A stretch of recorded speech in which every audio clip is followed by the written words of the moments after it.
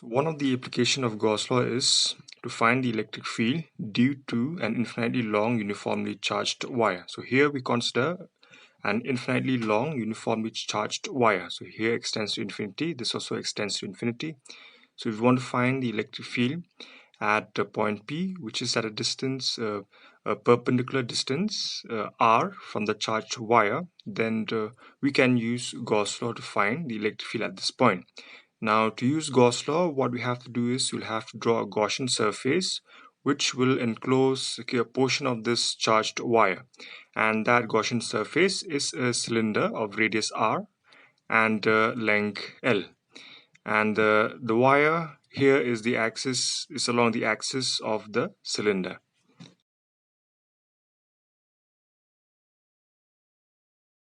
Now, according to Gauss law, the electric flux through any closed surface is equal to Q by epsilon naught, and Q is the total charge enclosed by the closed surface. So here the electric flux, which is closed surface integral E dot ds, this will be equal to Q by epsilon naught, and this Q is the total charge enclosed by the cylinder of length L. So here the surface S of the cylinder is divided into three surfaces. S1, which is the open surface, S2, which is the curved surface and it is a closed surface, and S3, okay, another surface which is an open surface. Now the closed surface integral E dot ds, this will be divided into three parts. One is the surface integral S1 E dot ds. This is an open surface, and another is the closed surface integral to E dot ds. This is for the closed surface S2, and another one is the surface integral E dot ds. This is for the open surface S3. Now we'll find out the direction of the electric field E and ds for all the surface. So for surface S1, the electric field is directed away from the positive charge. So your E will be directed in this direction. And for your ds vector, the ds vector will always be directed normal to the area. So here your ds vector will be directed in this direction.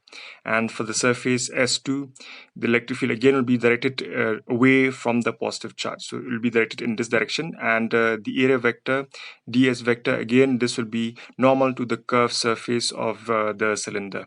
And again for your surface S3, your electric field will be directed away from the positive charge. And for your ds vector, again it will be directed normal to the surface S3. So this will be the direction of your ds vector. So now we'll have to find the expression for the surface integral of all these surfaces. So first we'll find the surface integral E dot ds for the surface S1. Now this one will be equal to surface integral E dot ds will be equal to E ds cos of the angle between E and ds. Now for surface S1, you can see that the angle is 90 degrees. So here we have cos of 90 degree, and this cos of 90 degree is equal to 0. So the surface integral to E dot ds for S1 will be equal to 0.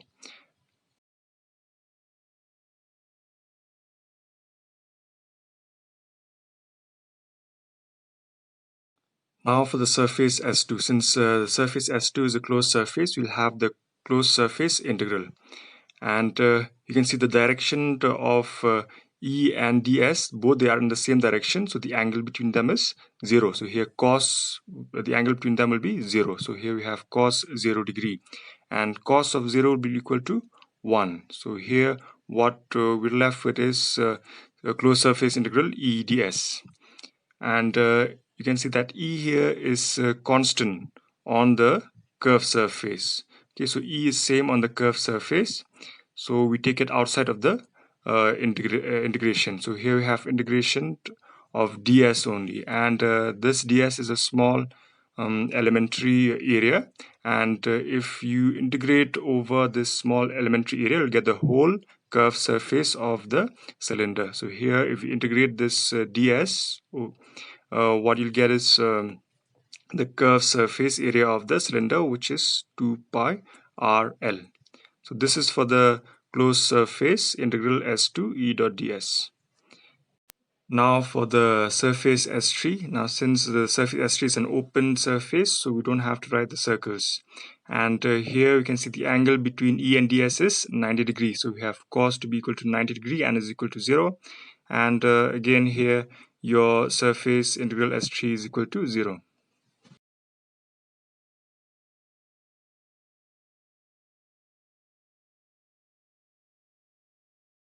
Hence, we have the closed surface integral as E dot ds will be equal to the surface integral to S1 to E dot ds plus the closed surface integral S2 E dot ds plus the surface integral to S3 E dot ds, and we have found out all these expressions. This one is equal to 0, this will be equal to E 2 pi rl, and this is also equal to 0. So the closed surface integral S E dot ds will be equal to E 2 pi rl.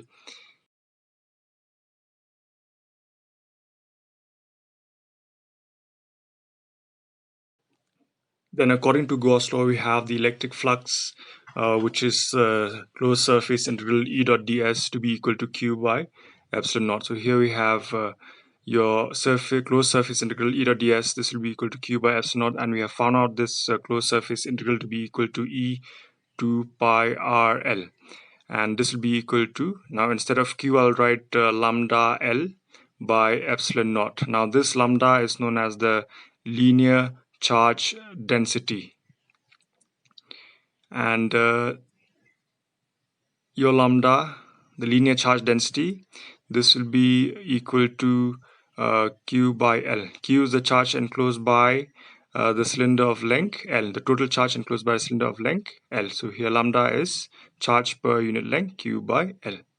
And your Q hence will be equal to lambda L. So that's why we have in the equation, instead of Q, I'll write lambda L. And your L and L will be cancelled, and the 2 pi r, this will come here. So L cancel. Now bringing 2 pi r in the denominator, what we'll have is E to be equal to 2 pi r lambda by epsilon naught. So here E is equal to 1 by 2 pi r, and this r we can interchange it with epsilon naught. So here we have E to be equal to 1 by 2 pi epsilon naught lambda by r, and E is the electric field at point P, which is at a distance r from the charged wire. And since lambda and 1 by 2 pi epsilon naught are constant, your E will be inversely proportional to R. So if you go away from the charged wire, the electric field will decrease.